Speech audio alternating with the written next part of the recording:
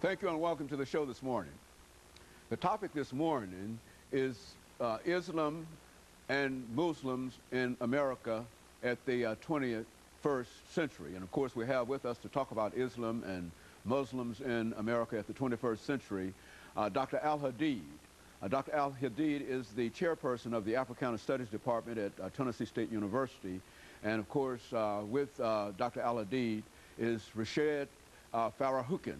And of course, Mr. Fakhruddin is a member of the Islamic community as well as the Islamic Center in Nashville. And of course, let me welcome you, Dr. AAl-Hadid. Thank you, and Dr. Mr. Fakhruddin to the show this morning, and to tell you how delighted we are to have both of you here this morning. Of course, Dr. AAl-Hadid, this is one of the first shows that we've had an opportunity to deal specifically with Islam on this particular show. We've dealt with a number of other issues that certainly surrounded that.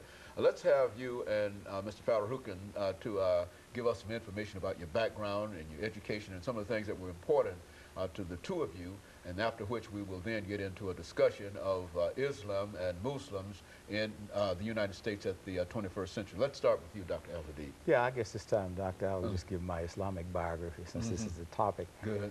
Well, you know, I came interested in Islam in the 1960s, and when I was a graduate student at the University of California in Santa Barbara. And it just so happened most of my best friends were Muslims, and they got together one day and decided that, you know, I was a Muslim and did not know it. So in 1969, I had a chance to study at the University of Nairobi in Nairobi, Kenya. And at that time, I went to a mosque after having been there for about 2 weeks, and I declared that I was a Muslim in August of '69. And 6 months later, I made the pilgrimage to Mecca in 1970. And so I've been on this path of Islam since 1969. Came to Tennessee State, and of course, initially I was in the sociology department, and currently I'm the chair of the Department of Africana Studies at TSU. Mr. Fakhruddin, what about your situation in terms of your background and how you ended up here with us today? Well, continuing where Dr.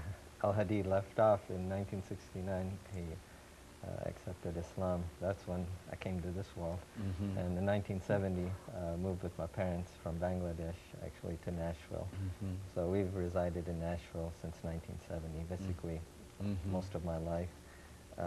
I've studied here, went to elementary school, high school, attended MBA in Hillsborough High School, went to Vanderbilt University, studied engineering, and attended Georgia Tech for my master's, and I'm an electrical engineer by profession, work at Nashville Electric Service in the engineering department. And now you're at the Islamic Center here in Nashville, Tennessee. Yes, I'm involved with the Islamic Center on the board. I'm Director of Education and Outreach.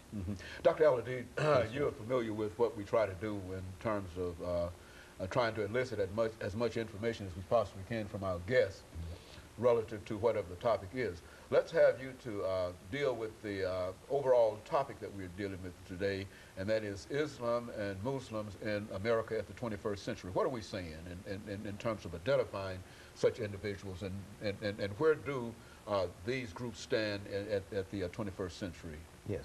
Let's start with saying what Islam is. Islam simply is a religion that comes out of the tradition of Abraham, and it's a sister religion to Judaism and Christianity, and however it comes through the line of Ishmael and Hagar, as opposed to going through the line of Abraham and Sarah. And this is a monotheistic religion, and it simply means submission to the oneness of God. And it's based on 5 pillars. One pillar is that there's no God but Allah, and Muhammad is the last prophet and messenger. The second pillar is that all Muslims are obligated to pray 5 times a day, from dawn to noon, afternoon, evening, and night. And then they are also obligated to give charity. We are supposed to give approximately 2.5% of our wealth in charity. It's like an income tax for the Muslim community. And the third thing is that during the month of Ramadan, which is the 9th month of the Islamic calendar, we fast from dawn to sunset, and then we end it, and we have a big celebration. And the 5th pillar is the pilgrimage to Mecca. And I think a lot of the people in the audience might know about this because when Malcolm X made the pilgrimage in 1965, he changed his understanding of Islam and became more of a humanitarian and more international and standing more for human rights. Now, in terms of Muslims, how did Muslims come over here? Well, I tell you what, Yeah. we've got about 30 seconds Yes. before the end of this period, and certainly we want to make sure that we don't interrupt you, and you Okay. know I don't have any problems interrupting you.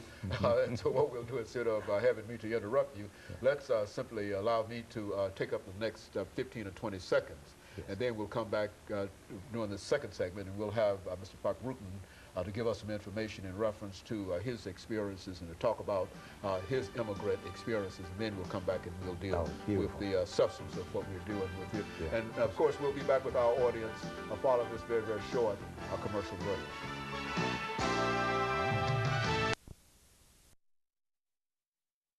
We're talking to Dr. Al-Hadid.